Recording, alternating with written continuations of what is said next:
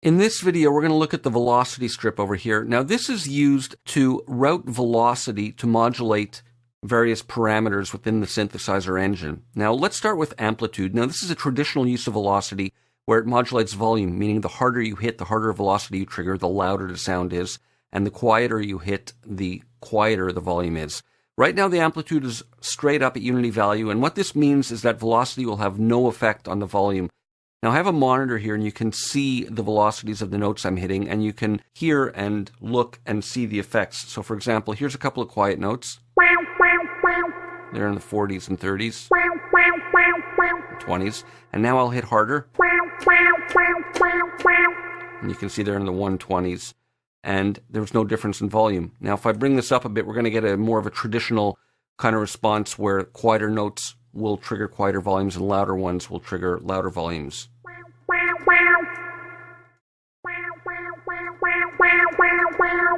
And we can exaggerate it where we get really quiet. It's kind of like adjusting velocity curve on your keyboard. And when we go in negative values, we're going to get, when we hit quieter, we're going to get louder volumes. And when we hit harder, we're going to get softer volumes. So again, let me clear this. I'll hit a couple of quiet notes. That's kind of loud. Let me lessen that.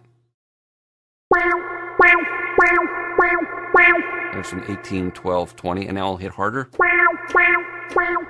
In the 120, so the harder we hit, we get quieter volumes. So it works, it's what we call a bipolar control. It'll work in negative or positive values. So I'll put it up here so it's more of a traditional kind of response.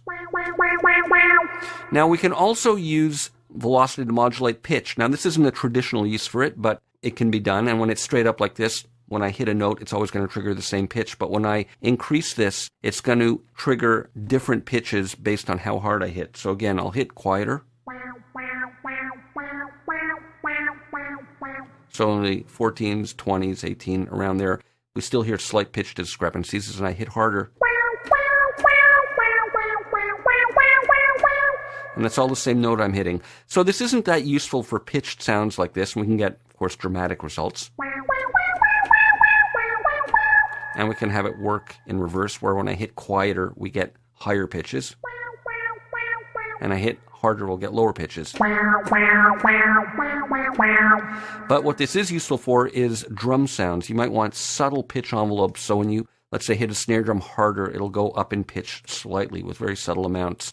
Or maybe when you hit it quieter, have it go down in pitch. So it's useful for some percussion sounds or for unnatural type of effects. Let me just center that by command clicking. Now we can have velocity also modulate the resonance of the filter. So again, at unity value, it's not going to have any effect. We're hearing a bit of resonance based on where this is. So let me leave it there, and I can modulate that resonance value now based on velocity. Let me lower this. So when I hit harder now, we hear the resonance open up more. And when I hit quieter, we're going to hear more of the darker sound with less resonance.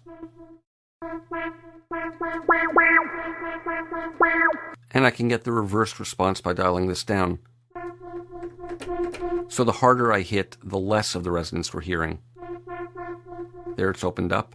Let me lower this so we can hear it louder. So the quieter I hit, the more the resonance is excited, and the louder I hit, the less the resonance is being triggered, and of course less volume we're hearing as well. Now similarly, let me put this back there, we can modulate the frequency based on this filter knob. So again, right now it's not doing anything, but if I dial it up, we can modulate the pitch of the cutoff. Let me excite this a bit.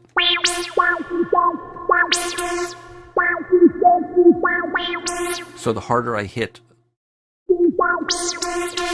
the more the frequency is letting, in this case, the high frequencies pass through, and the more it's filtering out the low frequencies as I hit harder. And as I hit quieter, it's letting them through. And of course we can do this in reverse as well. So quieter velocities opens the filter up, and the harder velocities closes it. And in reverse here, harder velocities open it, and quieter velocities close it.